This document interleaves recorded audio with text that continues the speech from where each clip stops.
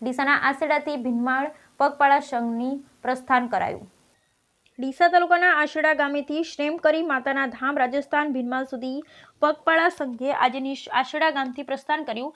રાજસ્થાનના ભીનમાલ ગામે આવેલ પ્રસિદ્ધ શ્રી શ્રેમકરી માતાજીના દર્શનાર્થે ડીસા તાલુકાના આશેડિયા ગામથી પગપાળા સંઘનું આયોજન કરાયું હતું। આશેડા ગામના સુરેશભાઈ વાશીભાઈ આશોડિયા અને રઘુભાઈ વાશીભાઈ આશોડિયા દ્વારા આયોજિત આ પગપાળા સંઘમાં મોટી સંખ્યામાં લોકો જોડાયા હતા।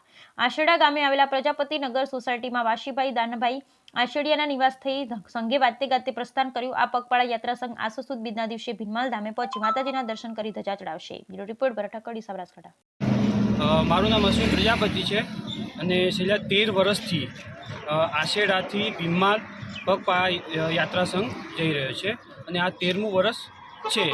ટોટલ 200 પદયાત્રીઓથી આ સંઘ આજે 200 યાત્રીઓથી ચાલી રહ્યો છે અને અહીંયા આશેડાથી આશેડિયા પરિવાર અને ખટાણા પરિવારના સભ્યો આ સંઘમાં જોડાય છે હર સાલ।